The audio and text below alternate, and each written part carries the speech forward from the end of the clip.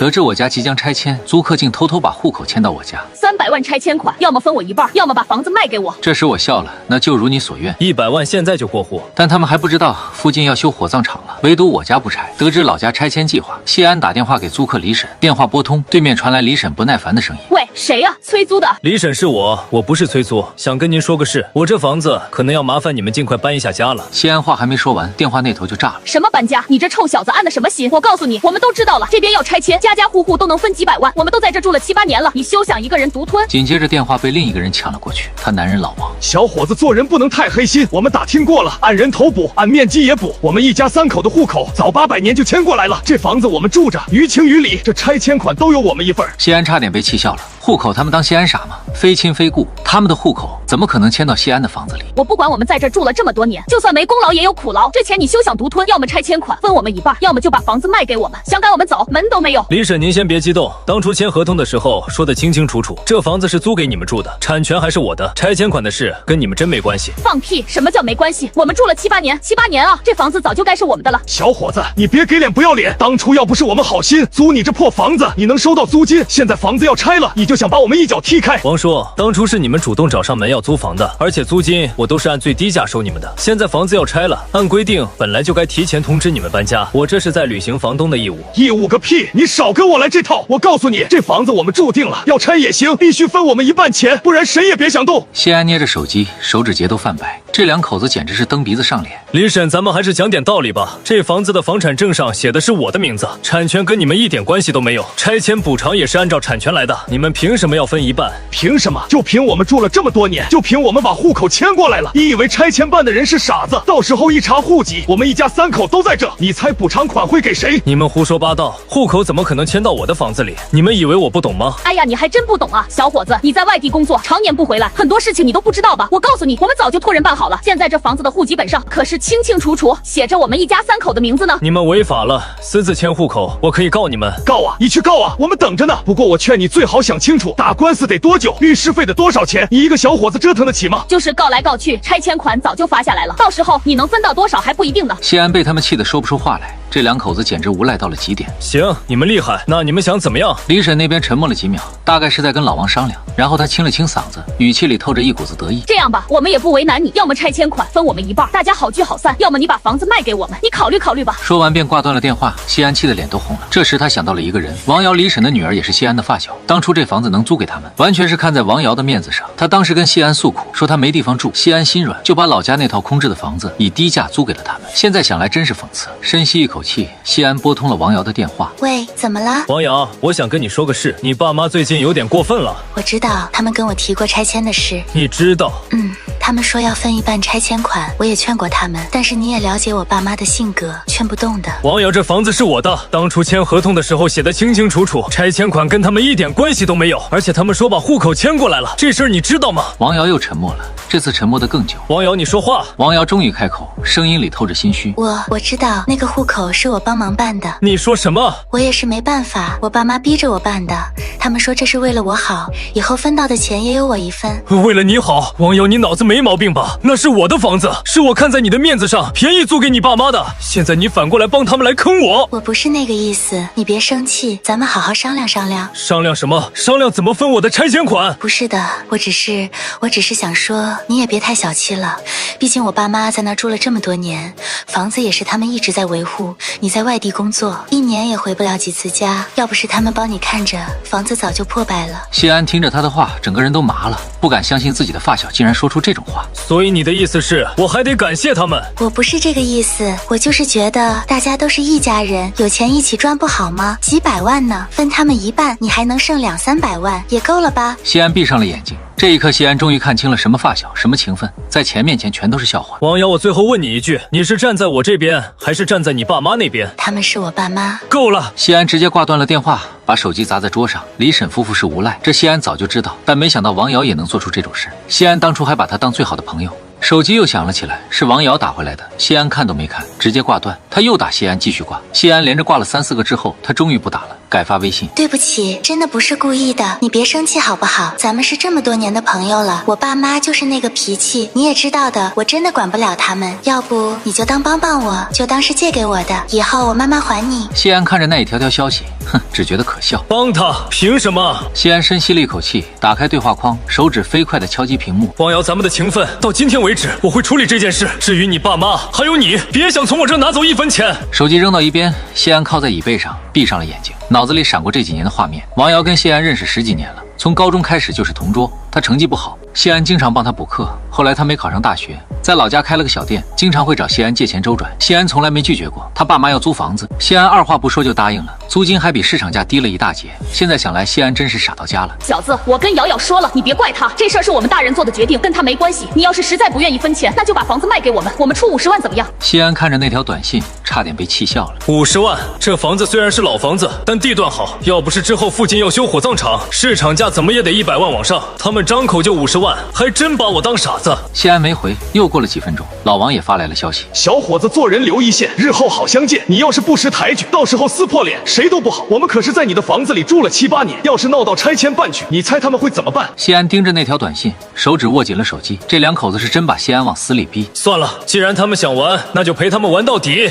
谢安重新拨通了李婶的电话，这次他接得很快，语气里还带着刚才撕破脸的怒气。怎么想通了？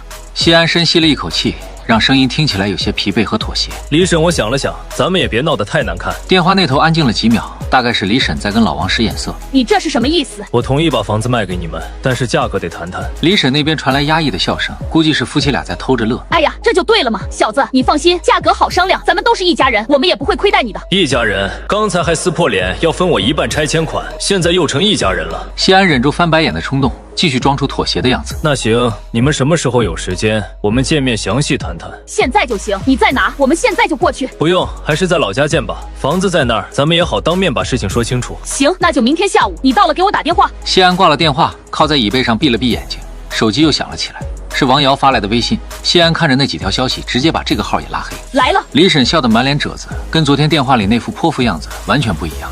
快，屋里坐。老王在一旁附和着，还主动帮谢安拿包。谢安没接他的好意，自己拿着包往屋里走。一进门，桌上已经摆了一堆水果零食，看起来还挺丰盛。快坐，渴了吧？喝点水。咱们直接说正事吧。房子我可以卖给你们，但是价格得按我说的来。那是自然，小子你说个数，咱们好商量。谢安抬起头扫了一眼他们3个，李婶满脸期待，老王笑得跟朵菊花似的，王瑶低着头不敢看谢安。100万。话音刚落，屋里的气氛瞬间凝固了，李婶脸上的笑容僵住，老王也愣了几秒。多少？100万，这个价格不算高，你们应该清楚。这边要拆迁了，补偿款至少200、300万，你们现在花100万买下来，转手就能赚100、200万，很划算。小子，你这是不是有点狮子大开口了？咱们之前不是说好50万吗？我什么时候说过50万？那是你们自己报的价。100万你怎么不去抢？抢可没这么快。你们要是觉得贵，那就算了，反正拆迁款跟你们也没关系，我到时候直接拿钱走人。老王拉了拉李婶，小声嘀咕了几句。谢安假装没看见，拿起手机刷起了新闻。过了几分钟，老王清了清嗓：小子，100万确实太多了。你看我们这些年帮你看房子，水电费也是我们出的，还帮你维护房子，要不80万？80万那算了，我不卖了。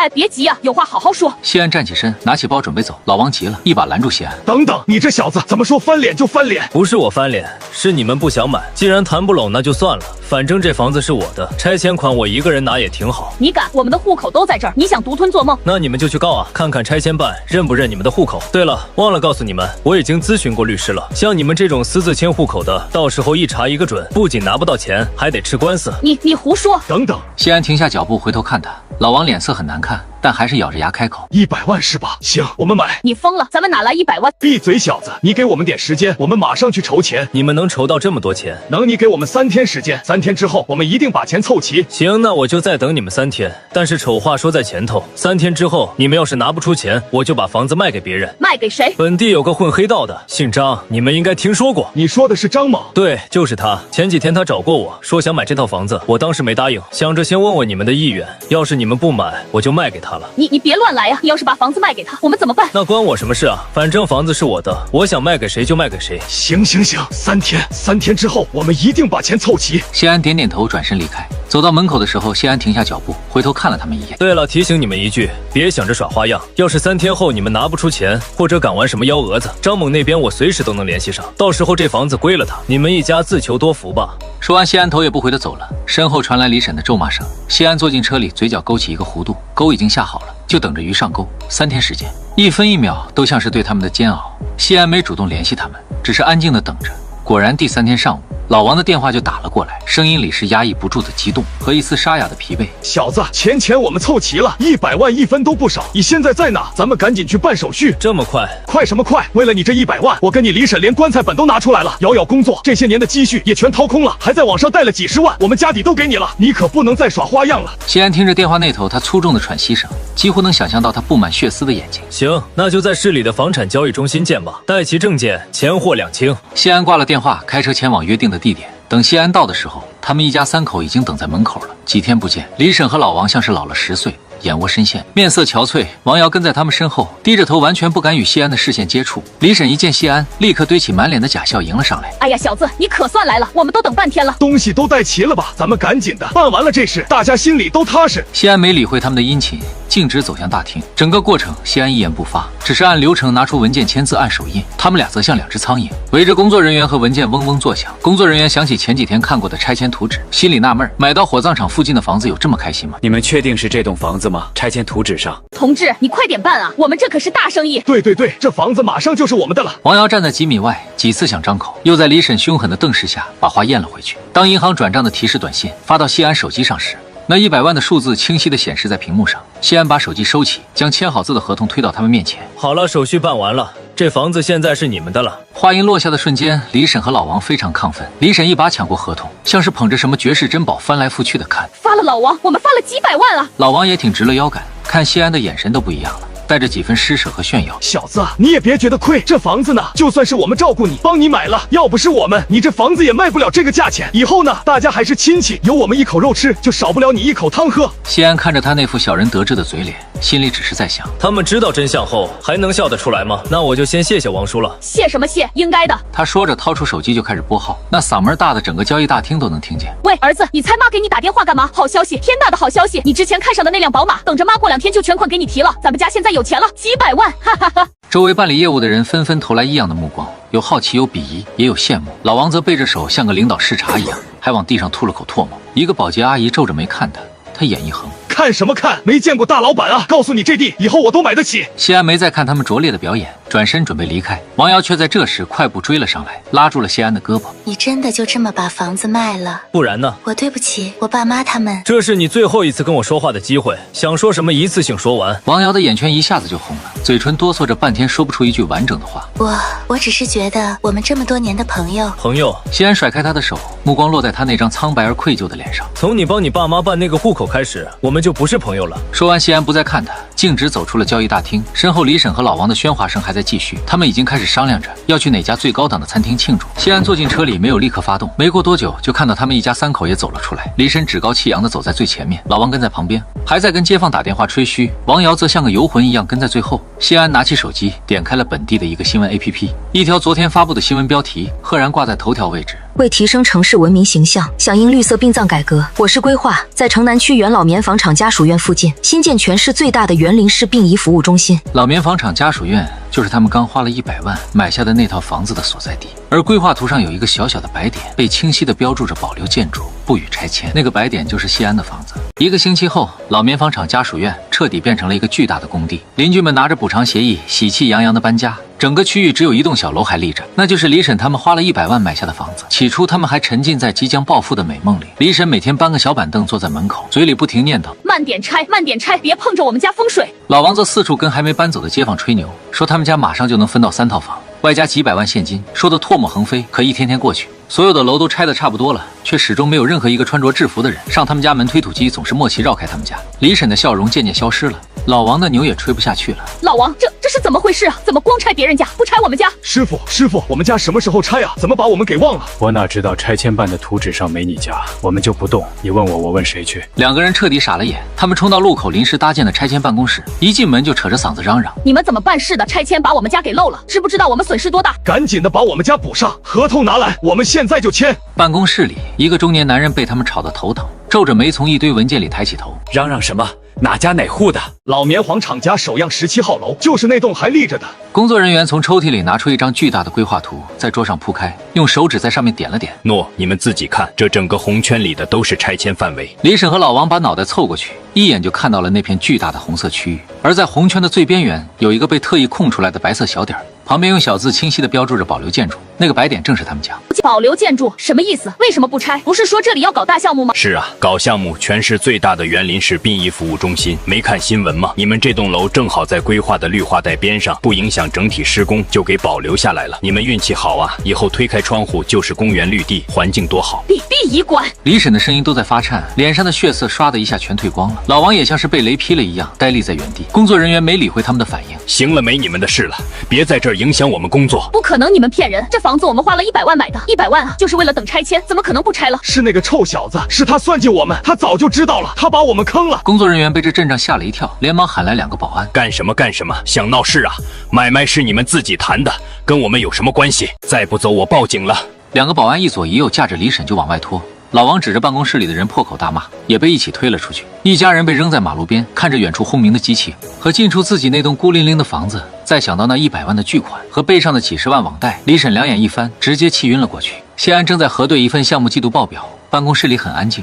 突然，办公室的门被砰的一声猛地撞开，李婶双眼通红的冲了进来，身后跟着同样一脸狰狞的老王和缩在最后面的王瑶。李婶一眼就锁定了谢安的位置，几步冲到谢安的工位前，一巴掌拍在谢安的桌子上。你这个黑心烂肝的臭小子，你还我钱！你把我们一家都给毁了！谢安的部门主管陈总闻声从他的办公室里走了出来，皱着眉看着这混乱的一幕。谢安放下手里的笔，抬眼看着他，语气平静。李婶，这里是公司，不是你家菜市场，有什么事我们下班再说。下班说，我怕你跑了，你今天不把100万吐出来，我们就在这儿不走了，让你们公司所有人都看看你是个什么货色，蛇蝎心肠的骗子。几个胆子大的同事已经围了过来，对着他们指指点点，小声议论着。这是谁呀？怎么跑到公司来闹了？听着是骗钱了，100万真的假的？看小谢平时挺斯文的，不像啊。妈，别在这闹了，我们回家说好不好？你这样让他以后怎么做人啊？做人他配做人吗？他把我们住的房子卖给我们，旁边要修火葬场，100万打了水漂，我们还欠了一屁股债，他这是要逼死我吗？火葬场3个字一出，周围的议论声更大。谢安靠在椅背上，看着他们一家3口上演的这出闹剧。合同白纸黑字写着你们自愿购买，钱货两清，现在房子是你们的了，跟我就没关系了。至于旁边修什么，那是市政规划，我可管不着。你少装蒜，你会不知道这事你早就盘算好了，故意给我们下套。今天你要是不给个说法，我们就把你这公司给你砸了。他说着做事就要掀谢安的电脑，陈总脸色一沉，快步走了过来，挡在谢安身前。你们是什么人？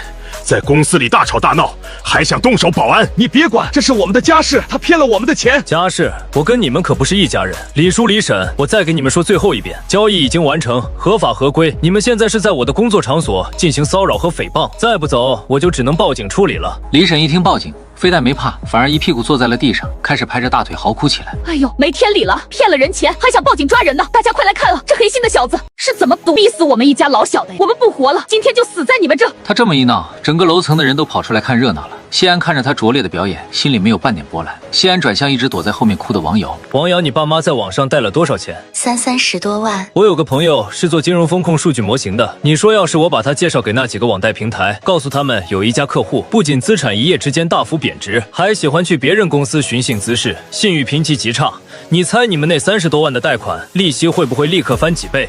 催收的电话会不会马上就打过来？王瑶的脸瞬间变得惨白，嘴唇哆嗦着，一个字也说不出来。老王也听懂了，满脸恐惧。他知道跟房子没了，比起来被催债公司盯上，才是真正的地狱。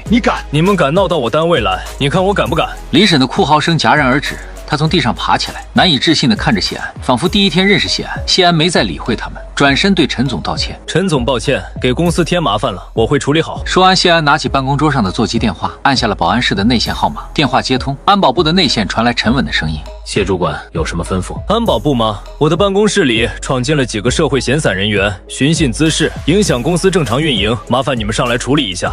你真敢！不到2分钟，2名穿着制服、身材高大的保安快步走了进来，气势慑人。陈总林主管，把他们请出去，如果反抗，直接报警。是。放开我！你们知道我是谁吗？我。2位请吧。李婶彻底崩溃了，手脚并用的扑腾，嘴里发出尖利的咒骂：谢安，你这个混蛋，你不得好死！我做鬼都不会放过你！老王的骂声和李婶的哭嚎声在走廊里回荡，最后被电梯门彻底隔绝。谢安重新坐回椅子上，拿起了那份季度报表，好像刚才那场闹剧从未发生过。这场风波过去3天，公司里关于谢安的流言蜚语却愈演愈烈，直到一个同事拿着手机，小心翼翼地凑到他面前：林主管，这个是不是你啊？手机屏幕上是一个知名短视频平台的界面，一条视频被顶上了本地热搜，标题触目惊心：100万房款被骗，昔日发小反目成仇。可怜老夫妇栖身火葬场旁，视频里李婶声泪俱下地控诉着谢安如何设下圈套，骗走了他们一家的棺材本。视频还配上了剪辑过的购房合同照片和那张保留建筑的规划图，极具煽动性。评论区已经彻底沦陷。这男的也太恶毒了吧，连自己发小的父母都坑。必须人肉，这种人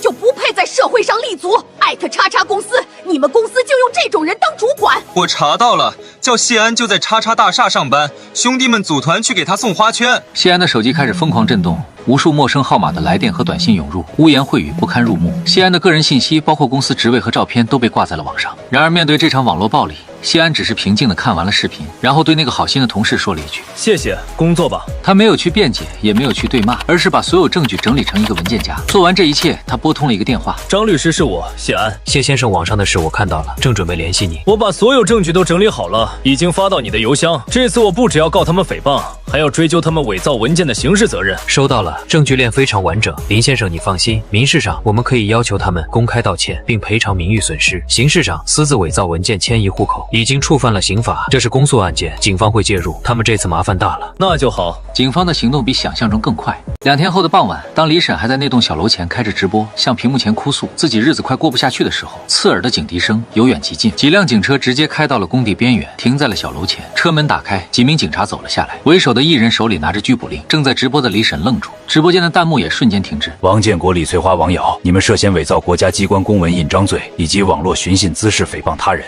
现在依法对你们进行刑事拘留，跟我们走一趟。李婶手里的手机啪的一声掉在地上，老王从屋里冲出来，看到这阵仗，腿一软，差点跪下。王瑶更是面如死灰，浑身抖得像秋风里的落叶。警察同志搞错了，我们是受害者，是那个叫谢安的骗了我们。有什么话回局里再说。冰冷的手铐咔嗒一声铐在了老王和李婶的手腕上。王瑶作为从犯，也被2名女警带上了警车。这场抓捕被周围还没搬走的街坊和工地的工人们看了个一清二楚，消息像是长了翅膀，瞬间传遍了整个区域。法院的审理过程很快，在张律师提供的铁证面前，李婶一家的所有辩解都显得苍白无力。最终的判决下来，老王和李婶作为主犯，数罪并罚，被判处有期徒刑3年，并处罚金。他们不仅要公开在网络平台和报纸上向谢安道歉，还要赔偿谢安精神损失费10万元。王瑶因为有从犯和自首情节，被判处有期徒刑1年。缓刑2年，但这个刑事案底将跟他一辈子，任何需要无犯罪记录证明的工作都与他绝缘了。而那100万里剩下的钱，以及他们背负的几10万网贷，则像2座大山，彻底压垮了这个家。判决结果出来的那天下午，谢安正在办公室里